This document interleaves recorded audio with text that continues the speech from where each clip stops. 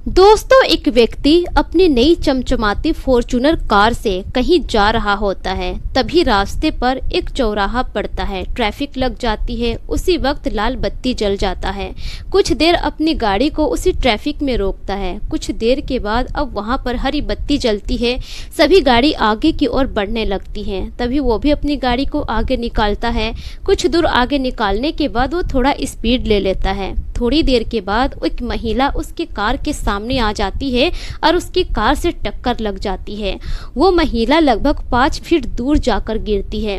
तभी वो आदमी अपनी गाड़ी को साइड में रोकता है और दौड़कर जाता है उस महिला के पास। उस महिला को देखते ही वो आदमी परेशान रह जाता है, हैरान हो जाता है। दोस्तों, आखिर वो महिला कौन थी जिसे देखने के बाद वो आदमी एकदम से परेशान क्यों हो जाता है? आइए जानते हैं पूरी कहानी इस वीडियो में। पर वीडियो में आगे बढ़ने से पहले आप सभी से एक ही रिक्वेस्ट है कि वीडियो को लाइक कर दीजिए और चैनल को भी सब्सक्राइब कर दीजिए ताकि मेरा हौसला बढ़ता रहे। दोस्तों, मेरा नाम है तबस्सुम खातून और आप सभी का मेरे चैनल पर स्वागत है। दोस्तों, आज की कहानी है मध्य प्रदेश के ग्वालियर की। ग्वालियर का ही रहने वाला एक लड़का जिसका नाम होता है विजय कुमार। 15 फरवरी 2025 को वो अपनी नई चमचमाती फॉर्च्यूनर कार से उत्तर प्रदेश के अयोध्या के लिए निकल रहा था। दरअसल उनको श्री राम जी के दर्शन करने के लिए वहां जाना था। अपनी कार से वो अकेले ही निकल जाता है। अब उनकी गाड़ी आगरा के एक चौराहे पर पहुंचती है। वहां पर वो देखते हैं कि लाल बत्ती जली हुई है। वो अपनी गाड़ी को चौराहे पर ही रोक देते हैं। कुछ देर के बाद हरी बत्ती जलती है। सभी लोग अपनी अपनी गाड़ी आगे की ओर बढ़ाते हैं। अब जो विजय थे वो भी अपनी गाड़ी को आगे की ओर बढ़ाते हैं। कुछ देर बाद वो अपना स्पीड ले लेते हैं। तभी थोड़ी देर के बाद एक महिला उनके कार के आगे आ जाती है और टकरा जाती है। लगभग 5 फीट दूर जाकर वो महिला गिरती है। अब जो विजय था यह देखने के बाद हैरान हो जाता है। साइड में वो अपनी गाड़ी को रोकता है और तुरंत निकलकर दौड़ते हुए उस महिला के पास जाता है। उस महिला को देखने के बाद वो एकदम से हैरान रह जाता है, परेशान हो जाता है।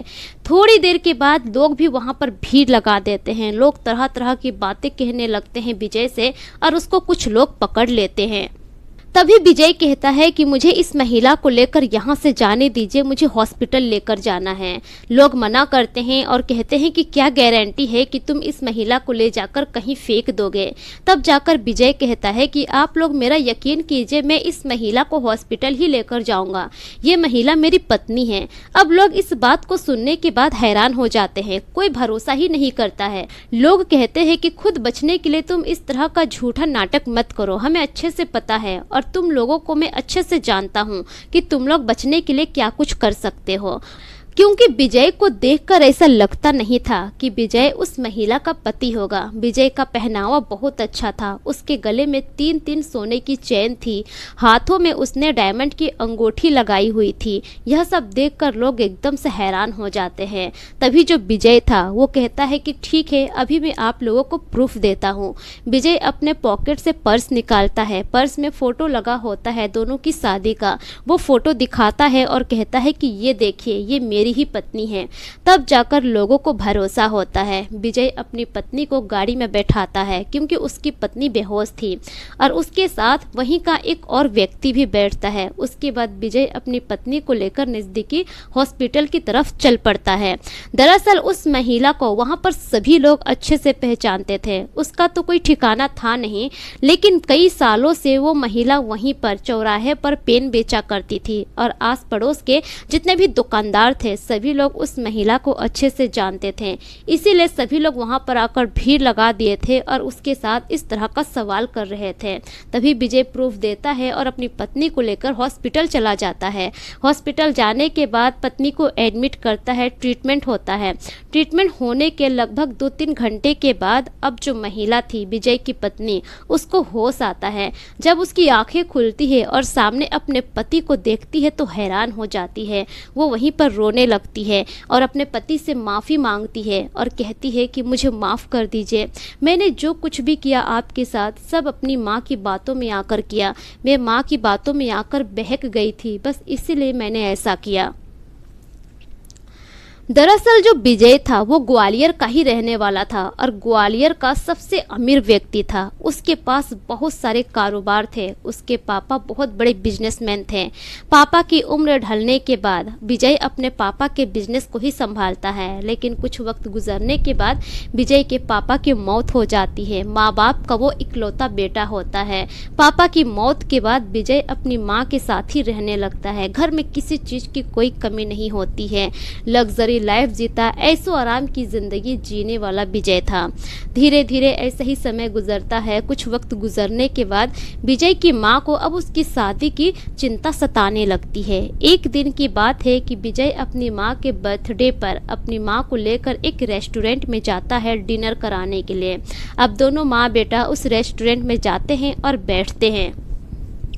तभी विजय की माँ की नज़र पड़ जाती है रिसेप्शनिस्ट पर। विजय की माँ उस लड़की को देखने के बाद एकदम से हैरान हो जाती है। उसकी खूबसूरती देखकर वो एकदम से मंत्रमुग्ध हो जाती है, क्योंकि विजय की माँ को जिस तरह की लड़की चाहिए थी अपने बेटे के लिए, वो लड़की बिल्कुल वैसे ही थी। उस लड़की का नाम होता है संगीता। साड़ी पहने हुई थी, उसके बाल खुले थे, देखने में बेहद खूबसूरत और हसीन संस्कारी लग रही थी। अब जो विजय की माँ थी वो विजय से कहती है कि बेटा वो जो लड़की खड़ी है वहाँ पर देखो, वो लड़की कैसी लग रही है। विजय कहता है कि माँ अच्छी लग रही है, पर आप मुझसे क्यों पूछ रहे हैं। तब जाकर उसकी माँ कहती है कि बेटा वो लड़की मैं तुम्हारे लिए सोच रही हूँ, लड़की बहुत अच्छी है, मैं अपने घर की बहू बनाना चाहती हूँ। अब विजय बहुत ही वफादार था माँ के प्रति। विजय कहता है कि माँ आपको जो अच्छा लगे आप वो मेरे लिए कीजिए, मैं किसी भी लड़की से शादी करने के लिए तैयार हूँ। दरअसल जो विजय था उसके पास करोड़ों की प्रॉपर्टी थी, लेकिन कभी वो अपनी दौलत पर घमंड नहीं दिखाया करता था। बहुत ही धार्मिक लड़का था, माँ का बहुत ही ज्यादा वफादार था। अब उसके थोड़ी ही देर के बाद विजय की माँ चली जाती है संगीता के पास और जाकर उसके बारे में पूरी जानकारी लेती है, बातचीत करती है। उसके बाद दोनों माँ बेटे वहीं पर खाना खाते हैं। खाना खाकर घर चले जाते हैं। उसके अगले ही दिन विजय की माँ अपनी ही गाड़ी से अपने ड्राइवर को लेकर चली जाती है संगीता के घर। जब संगीता के घर जाती है तो संगीता की माँ होती है घर पर, उसके भाई होते हैं। बातचीत करती है और कहती है कि मैं आपकी बेटी को अपने घर की बहू बनाना चाहती हूँ। जब संगीता की माँ उनके बारे में सभी बातें सुनती है तो हैरान हो जाती है। वो लोग जानते थे शहर के बड़े बिजनेसमैन के बारे में, लेकिन उनको पता नहीं था कि उसी घर से उनकी बेटी के लिए रिश्ता आ जाएगा। उसकी माँ उसी वक्त हाँ कह देती है। अब कुछ दिनों के बाद संगीता की माँ अपने बेटे के साथ जाती है विजय के घर। उसका घर देखकर वो खुश हो जाती है। वहीं पर बातचीत होता है और शादी की एक तारीख रखी जाती है। लेकिन जब संगीता को यह बात पता चलता है कि शहर के बड़े बिजनेसमैन के घर से उसके लिए रिश्ता आया है, संगीता बहुत खुश हो जाती है। संगीता कभी सपने में भी नहीं सोची थी कि इतने बड़े घर से उसके लिए रिश्ता आएगा। शादी के लिए जो तारीख तय की गई थी उसी तारीख में बड़े ही धूमधाम से संगीता और विजय की शादी होती है। दहेज में 1 रुपए भी नहीं लेता है। हालांकि लड़की तरफ का भी जितना खर्चा होता है सारा खर्चा विजय ही उठाता है। विदा होकर संगीता अपने ससुराल चली जाती है। जब ससुराल जाती है तो विजय सारी बातें बताता है कि तुम जब वहाँ पर थी रेस्टोरेंट में, मेरी माँ ने ही तुम्हें पसंद किया और रिश्ता लेकर गई थी। संगीता जब इस बात को सुनती है तो वो बहुत खुश हो जाती है। अपनी सास का वो बहुत ज़्यादा ख्याल रखने लगती है। अपनी माँ से भी ज़्यादा वो सास से प्यार करने लगती है। सास की जी हुजूरी में लग जाती है।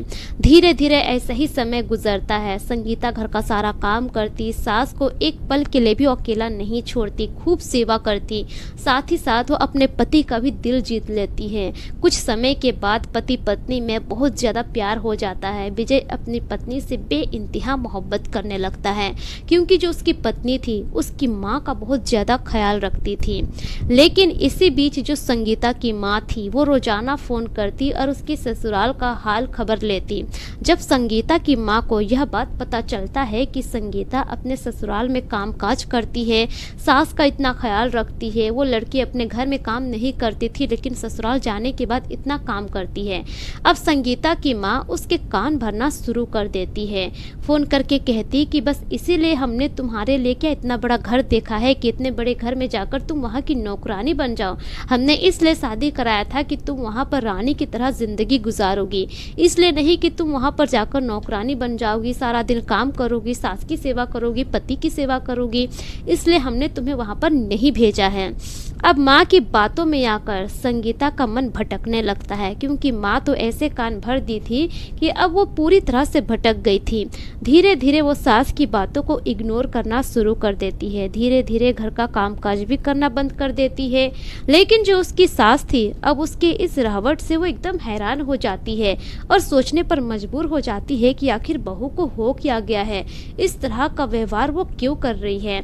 लेकिन जो विजय की माँ थी, वो अपने बेटे को यह सारी बातें नहीं बताती है, बस इसलिए नहीं बताती है कि घर में कोई कलेश पैदा ना हो। वो अपना मुंह बंद कर लेती है। धीरे धीरे ऐसे ही समय गुजरता है। कुछ वक्त के बाद अब जो विजय था, वो 10 दिनों के लिए बिजनेस मीटिंग से बाहर चला जाता है। अब जैसे वो घर से बाहर जाता है, इधर जो उसकी पत्नी थी संगीता, बीमारी का नाटक करके बिस्तर पकड़ लेती है। अब जो उसकी सास थी, उसको भी लगता है कि बहू सच में बीमार हो गई होगी। घर का सारा काम काज वही करने लगती है, तीनों टाइम का खाना वगैरह, नाश्ता बनाना सब वही करने लगती है और बहू को बिस्तर में खाना पानी जितना भी कुछ होता सब पहुंचाने लगती है। अब इसी बीच एक दिन जो विजय की माँ थी, अपनी बहू के लिए नाश्ता लेकर जा रही थी उसके कमरे में। तभी अचानक से विजय घर लौट आता है और अपनी माँ को जब काम करते हुए देखता है तो गुस्सा हो जाता है। लेकिन उसकी माँ कहती है कि बेटा, बहू की तबीयत खराब है। विजय का गुस्सा शांत होता है और अपने कमरे में जाता है तो देखता है कि उसकी पत्नी संगीता लेटी हुई है। विजय पूछता है कि क्या हुआ तुम्हें, तुम्हारी तबीयत कैसी है। संगीता कहती है कि पता नहीं, बदन में पूरा दर्द होता है, समझ में नहीं आ रहा है कि क्या हो रहा है। उसी वक्त विजय अपने फैमिली डॉक्टर को फ़ोन करता है और फ़ोन करके घर बुलाता है। डॉक्टर चेकअप वगैरह करता है तो डॉक्टर को समझ में आ जाता है कि इसे कोई बीमारी नहीं है। तभी डॉक्टर विजय को बाहर बुलाते हैं और कहते हैं कि देखिए, आपकी बीवी को ऐसी कोई बीमारी नहीं है, इसे कुछ नहीं हुआ है। हो सकता है कि घर में कुछ अनबन हुई हो, फैमिली कलेश हुआ हो, जिसकी वजह से आपकी बीवी ऐसा नाटक कर रही है। अब विजय इस बात को सुनने के बाद परेशान हो जाता है। डॉक्टर वहां से चले जाते हैं। विजय कमरे में आता है, अपनी पत्नी को देखकर मुस्कुराता है और कहता है कि ठीक हो जाओगी, दवा वगैरह खाओ, टेंशन लेने की ज़रूरत नहीं है, बहुत जल्द तुम ठीक हो जाओगी। धीरे धीरे शाम होता है, शाम से रात हो जाती है। अब रात को विजय बस यही सोच रहा था कि आखिर मेरे जाने के बाद ऐसा क्या हुआ घर में, जो ये इस तरह से नाटक कर रही है। उसके अगले ही दिन विजय अपनी माँ को अकेले में बुला के पूछता है कि माँ, क्या तुम दोनों के बीच में कोई अनबन हुई है, कोई कलेश हुआ है, तुम दोनों के बीच में झगड़ा हुआ है क्या। अब विजय की माँ कहती है कि नहीं बेटा, ऐसा तो कुछ हुआ नहीं है, जब से तुम गए हो तब से तो बहू की तबीयत खराब है, तभी से मैं इसकी सेवा कर रही हूँ, ऐसा कुछ नहीं हुआ है। विजय अपनी पत्नी के पास जाता है और अपनी पत्नी से पूछता है कि अब तुम्हारी तबीयत कैसी है। वो कहती है कि बस बदन में दर्द है, ये कम नहीं हो रहा है। अब उसके 2-3 दिन गुजरने के बाद सुबह सुबह के वक्त विजय को ऑफिस से फ़ोन आता है। विजय जल्दी जल्दी में रेडी होता है, थोड़ा सा नाश्ता करता है और अपना बैग लेकर निकल जाता है। आधे रास्ते पहुंचने के बाद विजय को याद आता है कि उसने तो अपना मोबाइल घर में ही छोड़ दिया है। वो फिर से अपनी गाड़ी घुमाता है, घर आता है। जैसे अपने कमरे में जाता है, वो देखता है कि उसकी पत्नी एक प्लेट नाश्ता ली हुई है और फ़ोन में अपनी माँ के साथ हंस हंस कर बातें कर रही है। जब विजय अपनी पत्नी को देखता है इस तरह से हंस हंस कर बातें करते हुए, तो विजय खुश हो जाता है। अपनी पत्नी के पास जाता है और कहता है कि वाह, अब तो ऐसा लग रहा है कि तुम्हारी तबीयत ठीक हो गई है। जब वो इतना कहता है तो उसकी पत्नी भड़क जाती है, अपने पति से बहस करने लगती है। लेकिन विजय कुछ नहीं कहता है, अपना फ़ोन लेता है और चुपचाप ऑफिस चला जाता है। जब वो शाम को घर लौटता है तो पता चलता है कि उसकी पत्नी अपने मायके चली गई है, उसका भाई आया था उसे लेने के लिए। अब जो विजय था वो भी ठान लेता है कि ना तो वो फ़ोन करेगा और ना ही अपनी पत्नी को लेने के लिए जाएगा, क्योंकि घर में ऐसा कुछ हुआ नहीं था, बेवजह उसकी पत्नी मायके चली गई थी। धीरे धीरे समय गुजरता है, लगभग 3 महीने का समय गुजर जाता है। लेकिन इधर जो विजय की माँ थी वो अब परेशान हो रही थी। उनको अब ऐसा लगने लगा था कि इस तरह से अगर दोनों ईगो में रहेंगे तो दोनों का घर उजड़ जाएगा, दोनों की जिंदगी बर्बाद हो जाएगी। विजय की माँ कहती है कि देखो बेटा, बहू के घर जाओ और बहू को वापस लेकर आओ। विजय अपनी माँ की बातों को मानता है, अपनी गाड़ी निकालता है और चला जाता है संगीता के घर। जब वो संगीता के घर जाता है तो संगीता की माँ कहती है कि देखिए दामाद जी, मेरी बेटी एक शर्त पर आपके घर जाएगी। आपको अपनी माँ से अलग होना पड़ेगा, मेरी बेटी को लेकर अलग रहना पड़ेगा, तभी मेरी बेटी आपके घर जाएगी। अब इस बात को सुनने के बाद विजय हैरान हो जाता है और कहता है कि मेरी माँ से इसका क्या लेना देना। आज तक मेरी माँ से कोई झगड़ा नहीं हुआ, कोई अनबन नहीं हुई। मेरी माँ ने आज तक इससे ऊंची आवाज़ में बात तक नहीं की है और आप ऐसा क्यों कह रहे हैं। अब जो संगीता की माँ थी वो कहती है कि बस यही शर्त है, अगर इस शर्त को आप मानते हैं तो ही लेकर जाइए। विजय कहता है कि देखिए, मैं अपनी माँ का इकलौता बेटा हूँ, मेरे अलावा माँ का कोई सहारा नहीं है, मैं अपनी माँ को नहीं छोड़ सकता। उसके बाद विजय संगीता से पूछता है कि संगीता, तुम बताओ तुम्हारी क्या राय है। संगीता कहती है कि जो मेरी माँ चाहती है वही मैं भी चाहती हूँ, अगर आप माँ को अलग करेंगे तो ही मैं आपके घर जाऊंगी। लेकिन विजय साफ मना कर देता है। उसी वक्त वो अकेले घर लौट जाता है और अपनी माँ को सारी बातें बताता है कि ऐसी ऐसी बात है। अब उसकी माँ परेशान हो जाती है। लेकिन इसी तरह से विजय अपने ज़िंदगी में बिजी रहता है। हालांकि उसको अपनी पत्नी की यादें बहुत सता रही थी, लेकिन वो कर भी क्या सकता था, उसकी पत्नी आने को तैयार नहीं थी। इसी तरह से कुछ वक्त गुजरता है। एक दिन विजय के घर में संगीता की मां तलाक के पेपर भेज देती है, क्योंकि वो तलाक चाह रही थी और उसने कोर्ट का साफ आदेश था कि 25 लाख रुपए एलिमनी भी देने होंगे। विजय साइन कर देता है और जो 25 लाख रुपए एलिमनी के थे वो भी दे देता है। उधर जो संगीता और उसकी माँ थी वो बहुत खुश हो जाती है, लेकिन संगीता अपनी माँ की चाल को नहीं समझ पाती है। संगीता की माँ यही चाहती थी कि उसकी बेटी का तलाक हो जाए और बदले में एलिमनी के बहुत सारे रकम मिले, और उनका प्लान सक्सेस हो जाता है।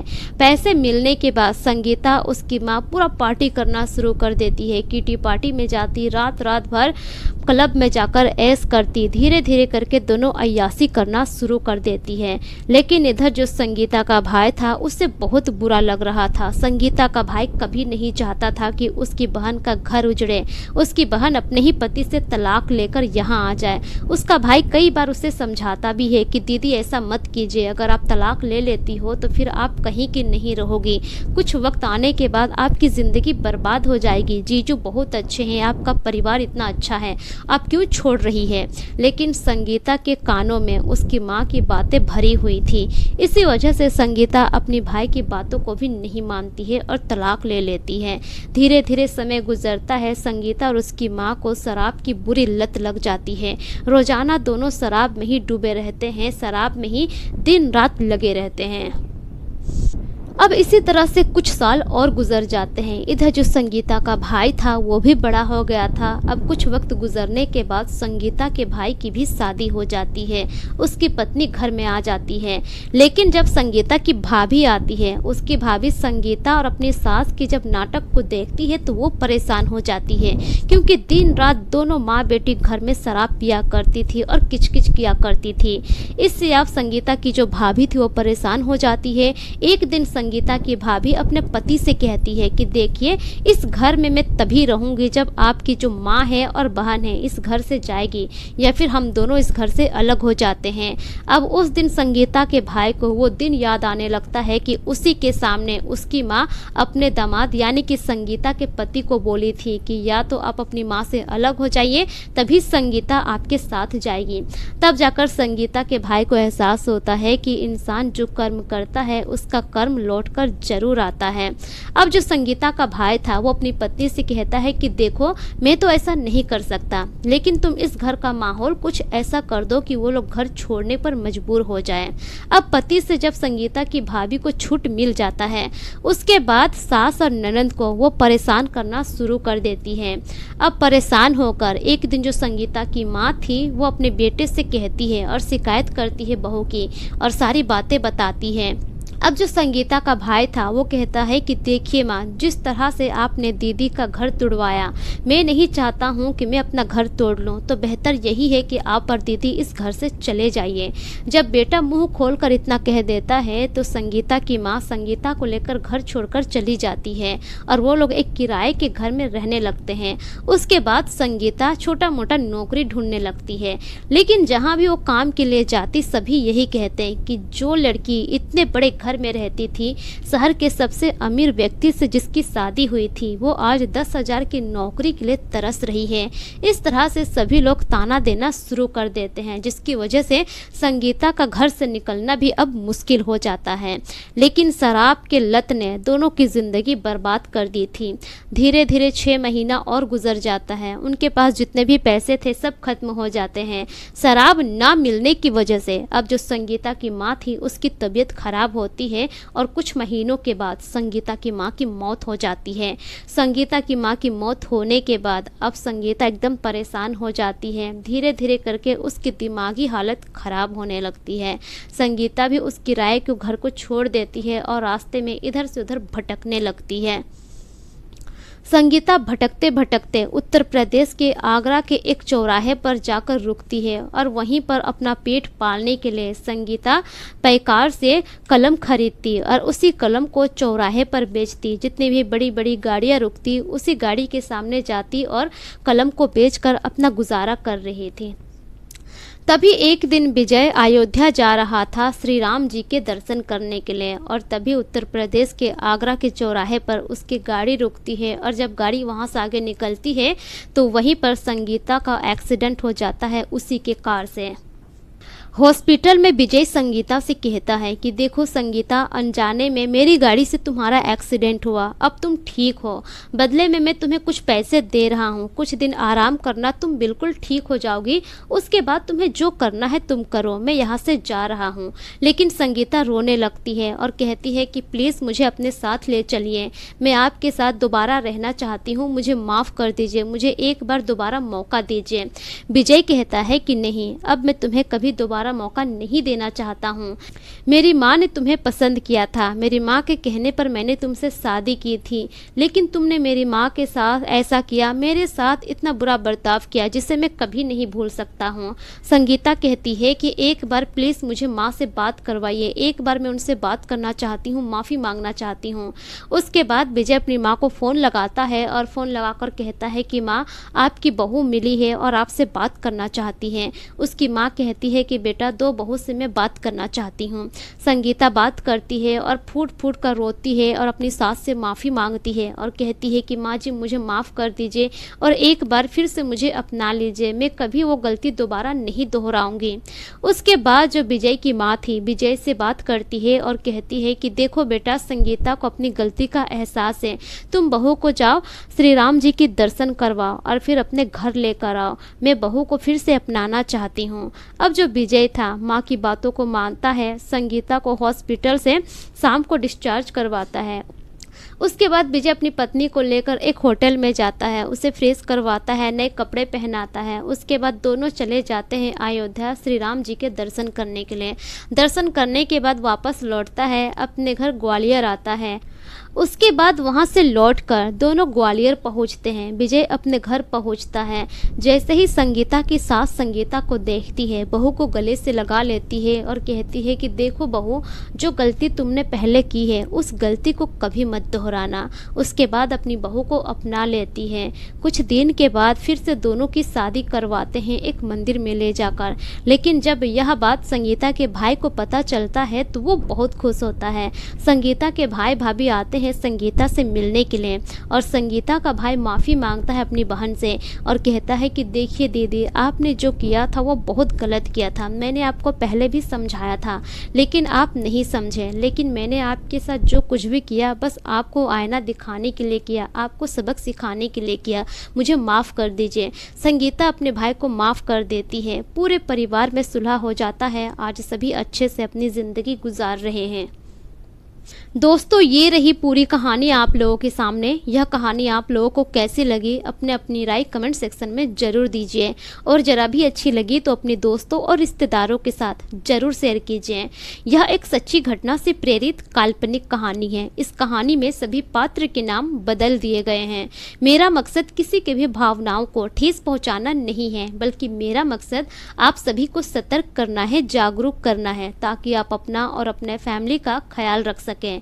मेरे पिछले वीडियोस में जितने भी लोग कमेंट किए हैं उनके नाम कुछ इस प्रकार से हैं: असलम साद गोपालगंज बिहार से, यूएस तिवारी हर्ष तिवारी उत्तर प्रदेश से, कुलदीप कुमार, मोनू कुशवाहा उत्तर प्रदेश से, मनोज यादव, गुड़िया कुमारी, अबू सैफ अंसारी, आयूब अंसारी उत्तर प्रदेश से, मुकेश कुमार रजक कोटला नई दिल्ली से।